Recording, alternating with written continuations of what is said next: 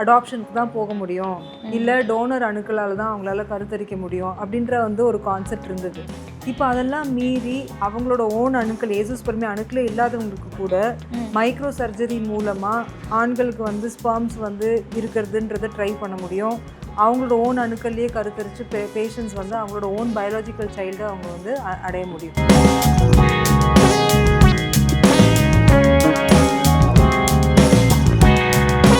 Age ஆக ஆக egg quality and quantity குறைஞ்சிட்டே வரும். இது யாராலையும் மாற்ற முடியாது. இது வந்து ஃபிசியோலாஜிக்கல் ப்ராசஸ். ஸோ இப்போ 35க்கு மேலே நான் வந்து ப்ரெக்னென்சி ஆகிறேன், எனக்கு அப்போ ட்ரீட்மெண்ட் அப்போ நான் ட்ரை பண்ணால் உடனே வருமானா வராது. ஸோ அப்போ வந்து எக்கோட குவாலிட்டி கம்மியாகுது, miscarriage rates, abortion rates increase ஆகிட்டே போகும். ஏஜ் ஆக ஆக முட்டையில் வந்து ஜெனட்டிக் மாற்றங்கள் வந்துடும். ஸோ அப்போ போய் நம்ம அட்வான்ஸ்டு ட்ரீட்மெண்ட் ஐவிஎஃப் மாதிரி அட்வான்ஸ்டு ட்ரீட்மெண்ட் போனாலும் அந்த ட்ரீட்மெண்ட்டோட சக்ஸஸ் ரேட் கம்மியாக தான் இருக்க போகுது.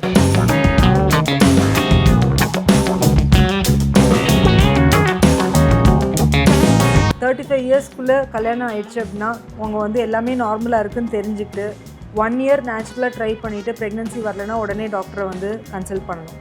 அதே இது 34-35 இயர்ஸில் தான் கல்யாணமே ஆகுது அப்படின்னா 6 months தான் அவங்க வந்து வெயிட் பண்ணணும் டாக்டரை வந்து கன்சல்ட் பண்ணுறதுக்கு. அதுக்கப்புறம் அவங்க ஃபர்டிலிட்டி ஸ்பெஷலிஸ்ட்டை பார்த்து எவ்வளோ சீக்கிரம் வந்து ப்ரெக்னென்சி வருதோ அதை வந்து பார்க்கணும்.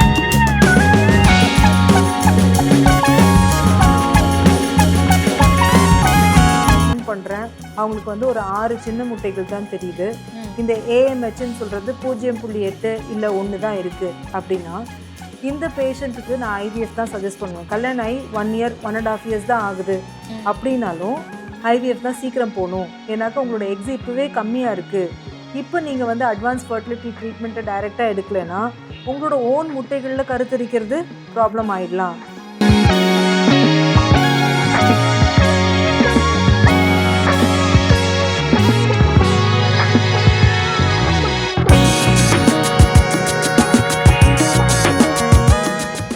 தங்கம் டிவி நேயர்களுக்கு வணக்கம். இன்றைக்கி நம்ம எங்கே இருக்கோம்னு பார்த்தீங்கன்னா ஸ்ரீ சக்ரா ஃபர்டிலிட்டி சென்டரில் சீனியர் ஃபர்டிலிட்டி ஸ்பெஷலிஸ்டான டாக்டர் வசுந்தரா மேம் அவங்களோட தான் இருக்கோம். அவங்கக்கிட்ட ஃபர்டிலிட்டி பற்றின விஷயங்களை பற்றி கேட்டு தெரிஞ்சுக்கலாம் வாங்க. Hi ma'am. ஹாய் மேம், எப்படி இருக்கீங்க? I am good. நீங்கள் எப்படி இருக்கீங்க? சூப்பராக இருக்கேன் மேம். மேம் இப்போ ஃபர்டிலிட்டி அப்படின்னாலே மக்களுக்கு வந்து நிறைய டவுட்ஸ் அண்ட் மித்ஸ் இருந்துகிட்டே தான் இருக்குது. இதெல்லாம் ஒரு பக்கம் இருக்க, இப்போது இன்ஃபர்டிலிட்டி அப்படின்னு இந்த விஷயத்தினாலே நிறைய பேர் வந்து அஃபெக்ட் ஆகிட்டு தான் இருக்காங்க. இதுக்கான மெயின் ரீசன் என்ன மேம்? இன்ஃபர்டிலிட்டி அப்படின்றதுக்கு மெயின் ரீசன் பார்க்குறதோட ஃபஸ்ட்டு நம்ம வந்து இதோட ஸ்டாட்டிஸ்டிக்ஸ் என்ன அப்படின்னு தெரிஞ்சுக்கலாம். ஓகே, ஃபார் எக்ஸாம்பிள் நீங்கள் 20 years பேக் பார்த்தீங்கன்னா இந்த ஃபர்டிலிட்டி இஷ்யூஸ்லாம் அவ்வளோ வந்து வெளிப்படையாக வந்து பார்த்துருக்க மாட்டீங்க. ஜென்ரல் பாப்புலேஷனில் பார்த்தோன்னா யாருக்காவது ஒருத்தருக்கு இருக்கும், அதுவும் தெரியாத ஒரு ட்ரீட்மெண்ட்டு, அவ்வளோ அட்வான்ஸ்மெண்ட்ஸும் ட்ரீட்மெண்ட்டில் கிடையாது. ஸோ அதனால் ரொம்ப ஒரு வெரி மினிமம் பீப்புளுக்கு தான் இந்த மாதிரி ப்ராப்ளம் இருந்துகிட்டு இருந்துச்சு. இப்போ இருக்கிற காலகட்டத்தில் பார்த்தோம் அப்படின்னா 1 in 6 couples வந்து ஃபர்டிலிட்டி ப்ராப்ளம் இருக்குது. ஸோ அப்படின்னா 1 in 6னா பாருங்கள், 6 பேரில் ஒருத்தருக்கு இந்த பிரச்சனை இருக்குது. ஸோ அவ்வளோ ஒரு சிவியர் ப்ராப்ளம் மாதிரி இருக்குது. இது ஒரு கம்யூனிட்டி இஷ்யூ, ஒரு சொசைட்டி இஷ்யூ. இப்போ ஒரு ஹவுஸ் ஹோல்டில் நம்ம எப்படி வந்து பிளட் ப்ரெஷர், டயபெட்டிஸ் இதெல்லாம் எப்படி ஒரு டிசீஸாக பார்க்குறோமோ அதே மாதிரி ஃபர்டிலிட்டி இஷ்யூ எவ்ரி ஹவுஸ் ஹோல்டில் இருக்குது. ஓகே, இப்போ WHO கேள்விப்பட்டிருப்போம், வேர்ல்டு ஹெல்த் ஆர்கனைசேஷன். ஸோ அவங்களே இது வந்து ஒரு மேஜர் ஹெல்த் கன்சர்ன்னு டிக்ளேர் பண்ணியிருக்காங்க. ஒரு நான் கம்யூனிகபிள் டிசீஸாக இது வந்து ஒரு ப்ரூவன் ஃபேக்டாக வந்து இது டிக்ளேர் பண்ணியிருக்காங்க. ஸோ இது வந்து ரொம்பவே வந்து ஒரு சீரியஸான விஷயம். அண்ட் நாளவட்டத்தில் இதோட இன்சிடென்ட்ஸ் இன்க்ரீஸ் ஆகிட்டே தான் இருக்குது, போக போகவும் இன்க்ரீஸ் ஆகுது. இதுக்கான நிறைய காரணங்கள் இருக்குது, அதை பற்றி நம்ம வி வில் டிஸ்கஸ். ஸோ இப்போ வந்து நீங்கள் கேட்டிங்க இதுக்கான காரணங்கள் என்ன அப்படின்னு. இப்போ ஃபர்டிலிட்டி ரேட்ஸ் இன்க்ரீஸ் ஆகிட்டே வரதுக்கு 2 ரீசன்ஸ். ஃபஸ்ட்டு மெயின் ரீசன்னு பார்த்தோன்னா பேஷண்ட்ஸ்க்கு வந்து அதோட அவேர்னஸ். அந்த காலத்தில் அவ்வளோ அவேர்னஸ் இல்லை. இந்த ப்ராப்ளம் வந்தால் நீங்கள் சீக்கிரமாகவே போயிட்டு டாக்டரை பார்த்து ட்ரீட்மெண்ட் எடுக்கணும் அப்படின்ற ஒரு அவேர்னஸ் கிடையாது. இப்போ வந்து சோஷியல் மீடியா நிறையா இருக்குது, பீப்புளுக்கு வந்து லாட் ஆஃப் ரிசோர்ஸஸ் இருக்குது, அவங்களால படித்து தெரிஞ்சுக்க முடியும் அவங்களோட ப்ராப்ளம் பற்றி. அண்ட் டெக்னாலஜிக்கல் அட்வான்ஸ்மெண்ட்ஸ் ரொம்ப நிறையா இருக்குது. ஸோ இப்போ வந்து முன்னாடிலாம் ஃபார் எக்ஸாம்பிள் ஆண்களுக்கு வந்து அணுக்களே இல்லை, ஏசோஸ்பெர்மியா ப்ராப்ளம் இருந்தால் அவங்கள வந்து அடாப்ஷனுக்கு தான் போக முடியும், இல்லை டோனர் அணுக்களால் தான் அவங்களால கருத்தரிக்க முடியும் அப்படின்ற வந்து ஒரு கான்செப்ட் இருந்தது.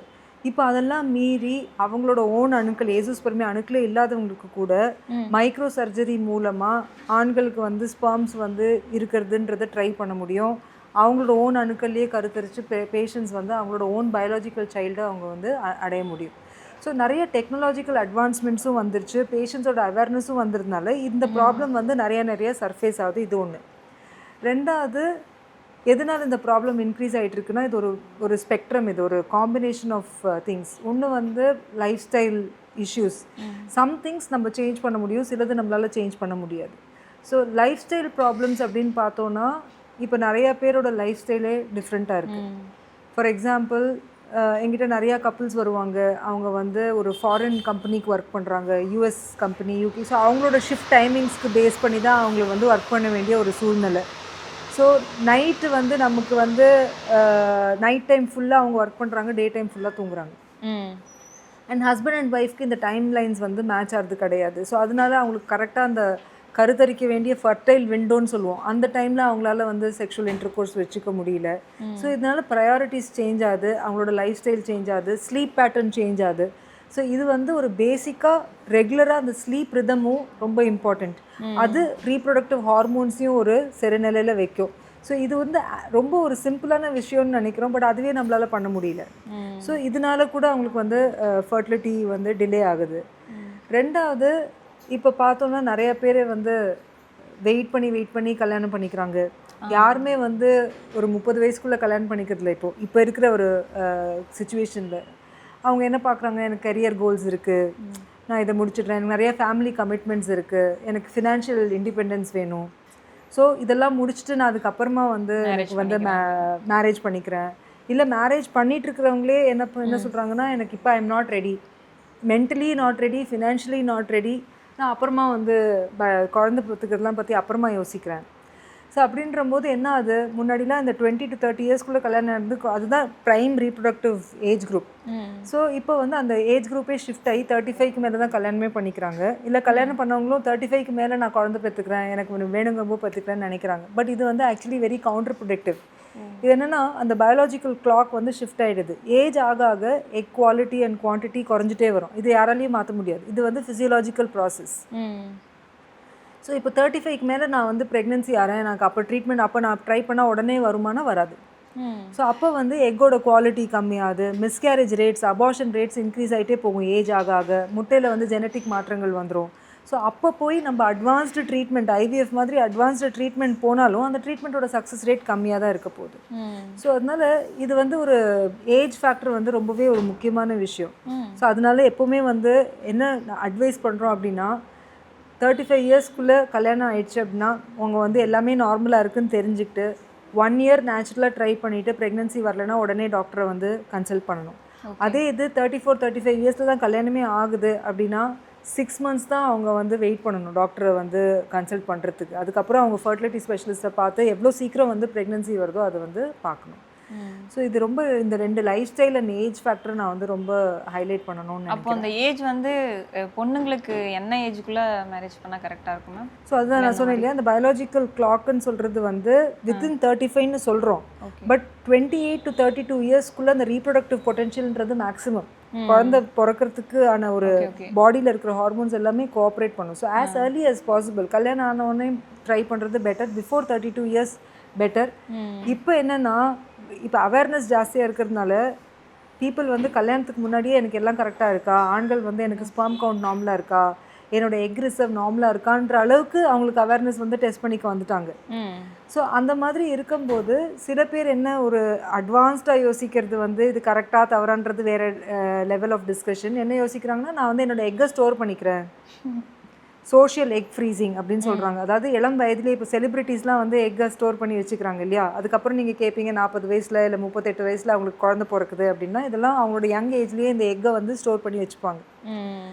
ஸோ எனக்கு வந்து நிறைய பேர் என்னோடய ஓபிலையும் வருவாங்க, நான் வந்து எக்கை ஸ்டோர் பண்ணிக்கிறேன், அதுக்கப்புறம் நான் வந்து ஒரு 5-6 இயர்ஸ் அப்ராட் போய் கொஞ்சம் ப்ரொஃபஷனல் ஃபினான்ஷியல் ஸ்டெபிலிட்டிலாம் வந்ததுக்கப்புறம் I will come back and get treated for pregnancy.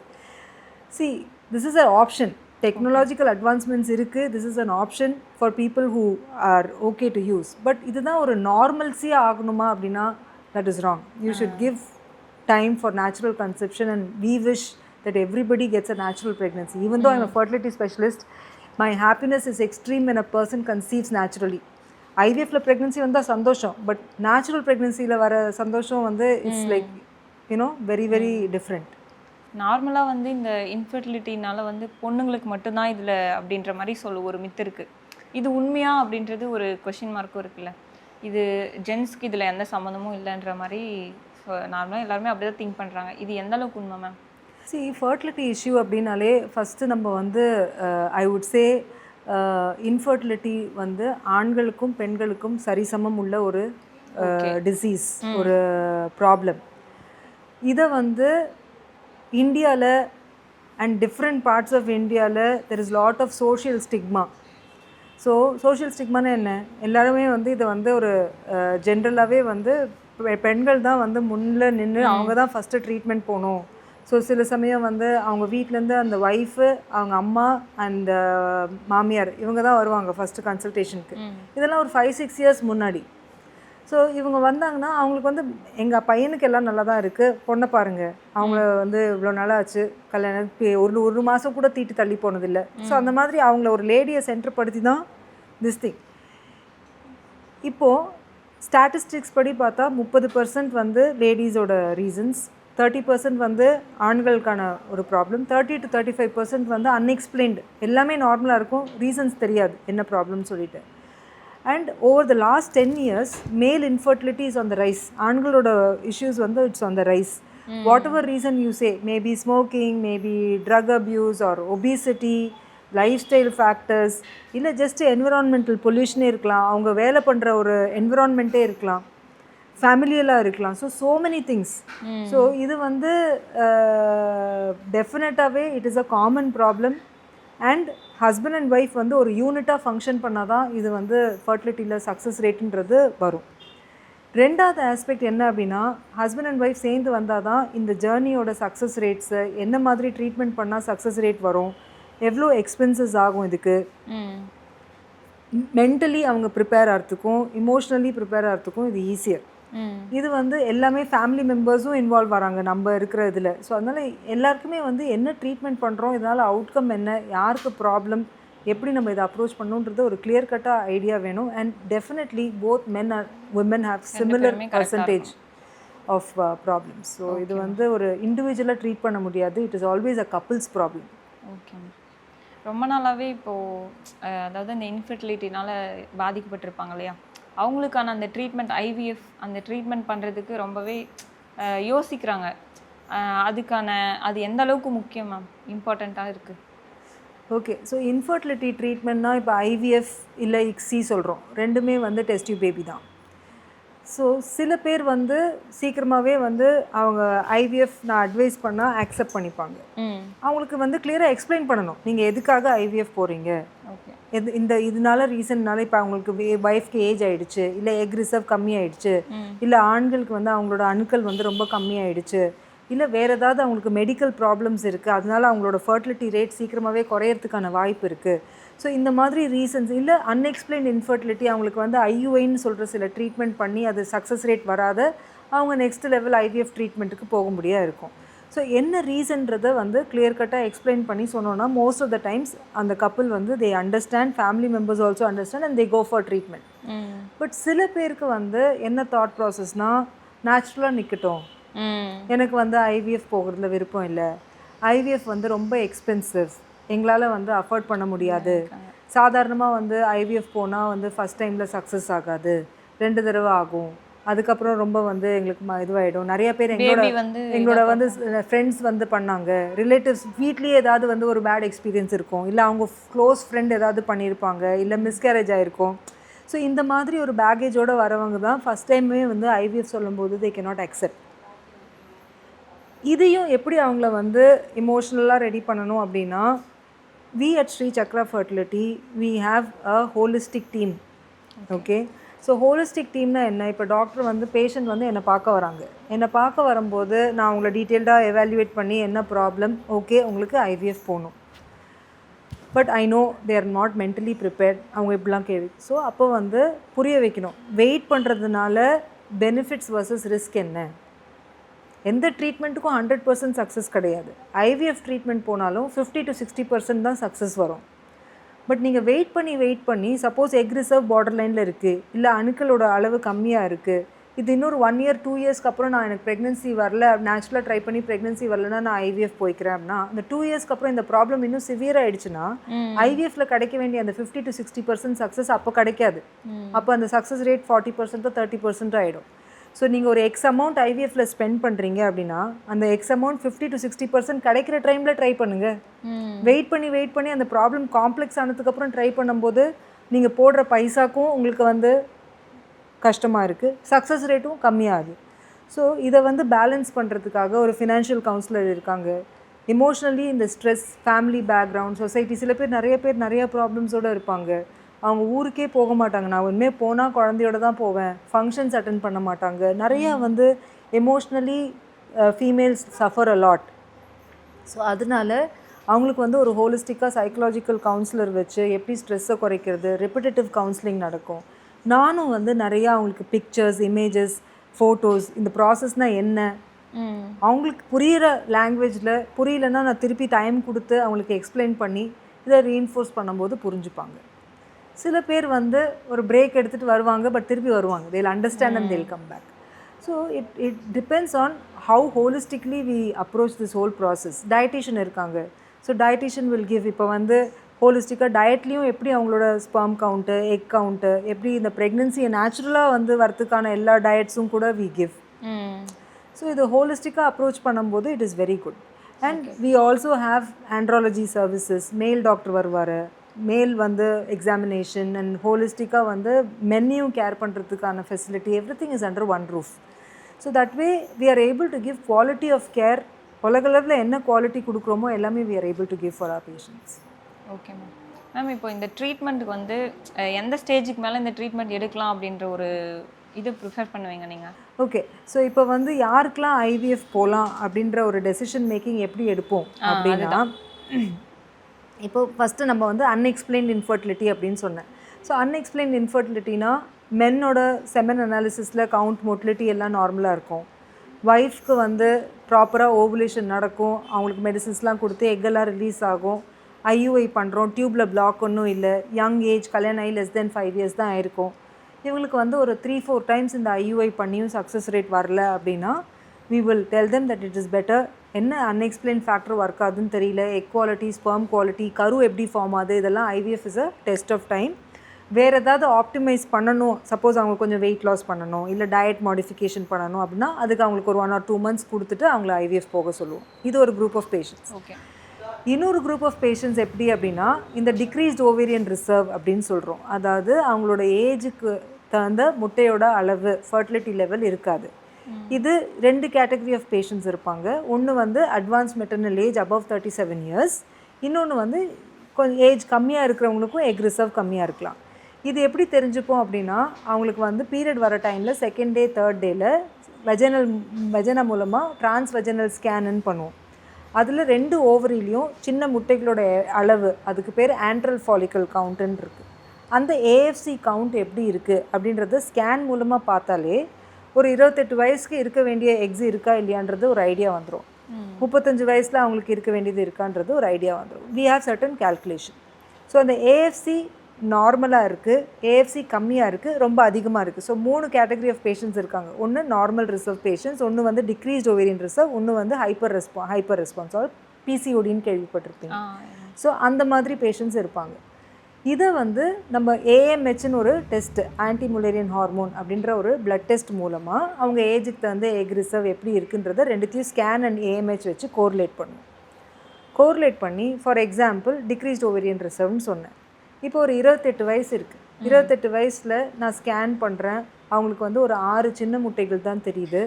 இந்த ஏஎம்ஹெச்ன்னு சொல்கிறது 0.8 இல்லை 1 தான் இருக்குது அப்படின்னா இந்த பேஷண்ட்டுக்கு நான் ஐவிஎஃப் தான் சஜஸ்ட் பண்ணுவேன். கல்யாணம் ஆகி 1 year 1.5 years தான் ஆகுது அப்படின்னாலும் ஐவிஎஃப் தான் சீக்கிரம் போகணும். ஏன்னாக்கா உங்களோட எக்ஸ் இப்போவே கம்மியாக இருக்குது. இப்போ நீங்கள் வந்து அட்வான்ஸ் ஃபர்டிலிட்டி ட்ரீட்மெண்ட்டை டைரெக்டாக எடுக்கலைன்னா உங்களோட ஓன் முட்டைகளில் கருத்தரிக்கிறது ப்ராப்ளம் ஆகிடலாம், டோனர் எக்ஸுக்கு போக வேண்டிய ஒரு சுச்சுவேஷன் வரலாம். இதெல்லாம் அவங்கள புரிய வைக்கணும். பிகாஸ் என்ன நினைப்பாங்க, கல்யாணம் ஆகி 1 வருஷம் தான் அது, 27 வயசில் நாங்கள் ட்ரீட்மெண்ட்டுக்கு வந்த உடனே ஐவிஎஃப் சொல்கிறாங்க. ஸோ உடனே ஐவிஎஃப்னா அட்லீஸ்ட் 2 months டைம் கொடுக்காத யாருமே பண்ண மாட்டோம். ஃபஸ்ட்டு ஏதாவது கரெக்ட் பண்ணணுமா, டயட் மாடிஃபிகேஷன், அந்த 2 மாதத்தில் அவங்களுக்கு நேச்சுரலாக கன்சீவ் ஆகிறதுக்கு என்னவோ அந்த எஃபர்ட்லாம் எடுத்துகிட்டு தான் சொல்லுவோம். பட் ஆனால் இவங்களுக்கு சீக்கிரமே ஐவிஎஃப் போகணுன்றதை சென்சிடைஸ் பண்ணி தான் ஆகணும். ஸோ அதே மாதிரி 35-37 வயசு ஆகிடுச்சு அப்படின்னாலும் என்ன ஆகுது, சில சமயம் என்ன பண்ணுவாங்க, 40 இயர்ஸில் தான் கல்யாணம் பண்ணிக்கிறாங்க. ஸோ அவங்க வந்து 40 இயர்ஸில் ஃபஸ்ட்டு வெளியில் எல்லா இடத்துலையும் பார்த்துட்டு 2 இயர்ஸ்க்கு அப்புறம் வருவாங்க.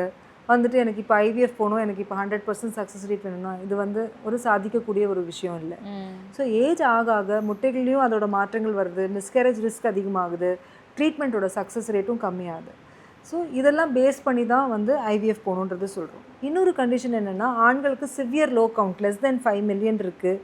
எல்லா மெடிக்கல் மேனேஜ்மெண்ட் பண்ணி அவங்களுக்கு medicines, life style changes, dietary modifications இதெல்லாம் கொடுத்து இம்ப்ரூவ்மெண்ட் எதுவும் இல்லை அப்படின்னா செமன் ஃப்ரீசிங் பண்ணிவிட்டு மல்டிபிள் டைம்ஸ் அவங்களோட ஸ்பெர்ம்ஸே யூட்டிலைஸ் பண்ணுற மாதிரி ஃப்ரீசிங் பண்ணிவிட்டு, அதுக்கப்புறம் சப்போஸ் கவுண்ட் இல்லாதவங்களுக்கு நம்ம டீசான்னு ஒரு ப்ரொசீஜர் பண்ணுவோம். இல்லைனா கொஞ்சம் அட்வான்ஸ்ட் ப்ரொசீஜர் மைக்ரோ டீசான்னு ஒரு ப்ரொசீஜர் பண்ணி அவங்களோட அணுக்களே கிடைக்கிறதுக்கு என்னெல்லாம் வாய்ப்பு இருக்கோ அதெல்லாம் அட்டெம்ப்ட் பண்ணிவிட்டு டீசா எக்ஸின்ற ப்ரொசீஜர், அதாவது ஐவிஎஃப் ப்ரொசீஜருக்கு போக வேண்டிய நிலைமை இருக்கும். ஸோ ஆண்களுக்கும் வந்து இப்போ பெண்கள் எல்லாமே நார்மலாக இருக்கலாம், அவங்களுக்கு ஏசோஸ்பெர்மியா இருந்தால் இல்லை severe low count medical management பண்ணி கரெக்ட் பண்ண முடியலன்னா வேறு ஆப்ஷன் இல்லை. கல்யாணம் ஆகி 6 மந்த்ஸாக இருந்தாலும் சரி, 1 இயராக இருந்தாலும் சரி, அவங்களுக்கு வந்து ஐவிஎஃப் ட்ரீட்மெண்ட் தான் போடும். இது இன்னும் ரொம்ப இம்பார்ட்டன்ட் விஷயம் என்னென்னா, சில பேருக்கு கேன்சர் மாதிரி ஏதாவது டயக்னோசிஸ் வந்திருக்கும், இல்லை ரொம்ப சிவியர் மெடிக்கல் கண்டிஷன் இருக்கும் அவங்களுக்கு. ஸோ அந்த மெடிக்கேஷன்ஸு ட்ரீட்மெண்ட் அதெல்லாம் எடுக்கணும் அப்படின்னா அந்த ட்ரீட்மெண்ட் மெடிக்கேஷன்ஸ்னால இவங்களுக்கு வந்து ஃபர்டிலிட்டி ரிசர்வ் குறையலாம். ஃபார் எக்ஸாம்பிள், ஒருத்தவங்களுக்கு வந்து பிரெஸ்ட் கேன்சர் இருக்குது, அவங்களுக்கு ஏர்லியாகவே கண்டுபிடிச்சிருக்காங்க. அந்த பிரெஸ்ட் கேன்சருக்காக அவங்களுக்கு கீமோதெரப்பி எடுக்கணும், சர்ஜரி பண்ணணும் அப்படின்னா இந்த கீமோதெரப்பினா அந்த மெடிசின்ஸ், கேன்சர் கில் பண்ணுற அந்த ட்ரக்ஸ் அது கொடுக்கும்போது, ரேடியேஷன் கீமோதெரப்பி கொடுக்கும்போது டைரெக்டாகவே அதை வந்து ஓவரியும் பாதித்து அவங்களோட எக் ரிசர்வை டோட்டலாக கம்மி பண்ணிடும். ஸோ இந்த மாதிரி இருக்கிறவங்களுக்கு நம்ம ஒன்று சஜஸ்ட் பண்ணுறது என்ன அப்படின்னா, ஃபர்டிலிட்டி ப்ரிசர்வேஷன் அப்படின்றது. ஸோ அவங்க கேன்சர் ட்ரீட்மெண்ட்டுக்கு முன்னாடி அவங்களோட எக்கையோ ஸ்பெர்மையோ இல்லை ரெண்டுத்தையும் சேர்த்து கருவியோ நம்ம வந்து ஃப்ரீஸ் பண்ணிவிட்டு கேன்சர் ட்ரீட்மெண்ட்லாம் அவங்க பண்ணி ஃபுல் க்யூர் அடைஞ்சதுக்கு அப்புறமா இந்த கருவை வந்து நம்ம வந்து அவங்களுக்கு வந்து ரெடி பண்ணி யூட்ரஸில் ட்ரான்ஸ்ஃபர் பண்ணுறது. ஸோ இதனாலேயும் நம்ம வந்து சில பேருக்கு சீக்கிரமாகவே வந்து டெஸ்ட் டியூப் பேபி சஜஸ்ட் பண்ணுவோம். ஸோ ஏதாவது இண்டிகேஷன் இல்லாத யாருக்குமே ஐவிஎஃப் போகணுன்றது சஜஸ்டே பண்ண மாட்டோம். இண்டிகேஷன் எதுவாக இருந்தாலும் அந்த கப்பிள் கிளியராக புரிஞ்சுக்கிட்டாங்களா, எதனால் போகிறோம், இந்த இண்டிகேஷன்னால் நம்ம போகிறதுனால நமக்கு எவ்வளோ சக்ஸஸ் ரேட் வரும். எல்லாருக்குமே அதே 60% சக்ஸஸ் வராது. சக்ஸஸ் ரேட்டுக்கு நிறையா க்ரைட்டீரியா இருக்குது. அவங்களோட டயக்னோசிஸ் என்ன, அவங்களோட பேக்ரவுண்ட் என்ன, வேறு ஏதாவது அவங்களுக்கு மெடிக்கல் கண்டிஷன்ஸ் ஆல்ரெடி இருக்கா, யூட்ரஸில் வேறு ஏதாவது ஃபைப்ராய்டு மற்ற ப்ராப்ளம்ஸ்லாம் இருக்கா. ஸோ சக்ஸஸ் ரேட்டுன்றது அந்த 50 to 60% வந்து எல்லாருக்குமே சேமா அப்படின்னா அதுவும் கிடையாது. அவங்களோட ப்ராப்ளம்ஸ் பொறுத்து தான் இருக்குது. மேம், இப்போ வந்து மித் ஆர் ஃபேக்ட், நீங்கள் வந்து நான் கேட்குற கொஷினுக்கு வந்து மித் அப்படி இல்லைன்னா இது வந்து ஃபேக்ட்டுன்னு நீங்கள் சொல்ல போகிறீங்க, ஓகேவா? இன்ஃபெர்டிலிட்டி பிரச்சனை வந்து பொதுவாக பெண்களுக்கு மட்டுமே தான் இருக்குது, மித் ஆர் ஃபேக்ட்? இது மித், இதில் ஒரு டவுட்டே இல்லை. மேரேஜுக்கு அப்புறம் ப்ரெக்னென்ட் ஆகலைன்னா அது ஒரு பெரிய பிரச்சனை அப்படின்னு சொல்கிறாங்க. இது வந்து சரி பண்ணவே முடியாது அப்படின்ற மாதிரி ஒரு நேம் சொல்லிடுறாங்கல்ல, அதுக்கு அது மித் ஆர் ஃபேக்ட்? இது வந்து ஒரு மூட நம்பிக்கை தான். பிகாஸ் இப்போ இருக்கிற டெக்னாலஜிக்கல் அட்வான்ஸ்மெண்ட்ஸில் நமக்கு வந்து ட்ரீட்மெண்ட்டுன்றது ஆல்மோஸ்ட் ஒரு 70 to 80% வந்து இன்ஃபர்டிலிட்டி இஷ்யூஸ் எல்லாம் சால்வ் பண்ண முடியும். லைஃப்பில் எதுக்குமே 100% கேரண்டி கிடையாது. பட் ட்ரீட்மெண்ட்டுன்றது டெஃபினெட்லி பாசிபிள். சில பேருக்கு பேசிக்லேருந்து அட்வான்ஸ்ட் லெவலுக்கு போகிறதுக்கான டைம் இருக்கும், நேச்சுரலாக அட்டெம்ப்ட் பண்ணி ஐயுஐ ஐவிஎஃப். சில பேருக்கு ஃபஸ்ட் ஆப்ஷனே ஐவிஎஃபாக இருக்கலாம். பட் இந்த ஸ்டெப்ஸ் எல்லாம் கரெக்டாக எடுத்தோன்னா this myth can be totally resolve. Okay, IVF treatment எடுத்தால் பேபி வந்து ஆர்டிஃபிஷியலாக பிறக்கும் அப்படின்னு ஒரு myth. So it is a myth. So இப்போது காமனாக என்கிட்ட டவுட் என்ன கேட்குறாங்க அப்படின்னா, இப்போ நேச்சுரலாக கன்சீவ் வராங்க ஒரு 28 year old கப்பிள், அதே கப்பிள் ஐவிஎஃப், அதே ஏஜில் இன்னொரு கப்பிள் ஐவிஎஃப்பில் கன்சீவ் ஆகிருக்காங்க. அப்போ அவங்க 2 பேரோட பேபிஸ்க்கும் ஏதாவது டிஃப்ரென்ஸ் இருக்குமா? இது வந்து ஐவிஎஃப்ன்றது ஒரு செயற்கை முறை, நேச்சுரலாக கன்சீவ் ஆகிறது ஒரு இயற்கையாக வந்து கன்செப்ஷன் வருது, இதுக்கு ஏதாவது வித்தியாசம் இருக்குமா அப்படின்னா, ஏஜ் தான் ரொம்ப இம்பார்ட்டண்ட். எந்த ஏஜில் கரு தரிக்கிறாங்களோ அதுக்கு தகுந்த மாதிரி ரிஸ்க் ஆஃப் அபார்ஷன் இல்லை பேபிக்கு டவுன் சிண்ட்ரோம் மாதிரி வர ரிஸ்க்கு இதெல்லாம் ஏஜ் ஆக ஆக இன்க்ரீஸ் ஆகிட்டே வரும். 28 years மிஸ்கேரேஜ் ரிஸ்க்கு 5% நேச்சுரல் கன்செப்ஷனில் இருந்தால் ஐவிஎஃப்லேயும் அதே 5% இருக்கும். 35 இயர்ஸ்க்கு மேலே கன்சீவ் ஆனால் இந்த டவுன் சிண்ட்ரோம் ரிஸ்க் வந்து நேச்சுரல் கன்செப்ஷன்லேயும் இன்க்ரீஸ் ஆகும், ஐவிஎஃப்லேயும் இன்க்ரீஸ் ஆகும்.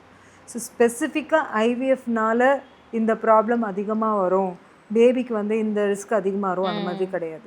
ஓகே, அப்போ மித்து. கண்டிப்பாக மித்து தான். ஐவிஎஃப் ட்ரீட்மெண்ட் எடுத்தவங்க வந்து ஃப்யூச்சரில் நேச்சுரல் ப்ரெக்னன்சி வந்து ஆக முடியாது அப்படின்ற மாதிரி சொல்கிறாங்க. இது மித் ஆர் ஃபேக்ட்? நீங்கள் சொல்லுங்கள் இதுக்கு ஆன்சர். மித். கண்டிப்பாக மித்து தான். பிகாஸ் என்னோட இயர்ஸ் ஆஃப் ப்ராக்டிஸில் இப்போ ஃபஸ்ட்டு டைம் அவங்க வந்து நேச்சுரலாக கன்சீவ் ஆகிருப்பாங்க. பட் செகண்ட் சைல்டுக்கு ட்ரீட்மெண்ட்டுக்கு வரும்போது அவங்களுக்கு ஆல்ரெடி எக் ரிசர்வ் கம்மியாக இருக்கும், இல்லை ஹஸ்பண்டோட ஸ்பெர்ம் பேராமீட்டர் சரியாக இருக்காது. அதனால செகண்ட் சைல்டுக்காக ஐவிஎஃப் போகிற மாதிரி இருக்கும். ஃபர்ஸ்ட் டைம் ஐவிஎஃப் பண்ணி என்னோட பேஷண்ட்ஸ் கன்சீவ் ஆகி செகண்ட் டைம் நேச்சுரலாக ப்ரெக்னன்சி வந்திருக்கு. Worse scenario, because we have a holistic care. ஐவிஎஃப்காக நான் கவுன்சில் பண்ணியிருப்பேன், இந்த வெயிட்டிங் பீரியடில் நேச்சுரலாக கன்சீவ் ஆகிடுவாங்க. நீங்கள் இப்போ பார்த்துருப்பீங்க, கோவிட் டைமில் நேச்சுரல் கன்செப்ஷன் ரேட்ஸ் வந்து ரொம்ப ஜாஸ்தியாக இருந்தது. Because couple were able to give more time at home. Working from home option வந்தது. They use to give time and the conception rates were high. So basic திங்ஸை address பண்ணாலே things can boost. But it is a myth definitely that once IVF always an IVF. அப்படி கிடையாது. Okay ma'am, அப்போது இது மித்து தான். Ma'am, after IVF ட்ரீட்மெண்ட்க்கு அப்புறம் எந்த மாதிரி பேஷண்ட் வந்து எந்த மாதிரி இதெல்லாம் ஃபாலோ பண்ணணும்? ஓகே, ஸோ காமனாக வந்து ஒரு கொஷின் கேட்பாங்க, ஐவிஎஃப் ட்ரீட்மெண்ட்டுக்கு அப்புறம் பெட் ரெஸ்ட் இருக்கணுமா அப்படின்ற ஒரு கொஷின். இதுக்கான ஆன்சர் நோ.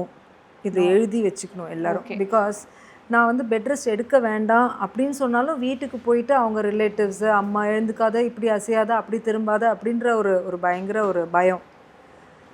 பெட் ரெஸ்ட் இருக்கவே கூடாது.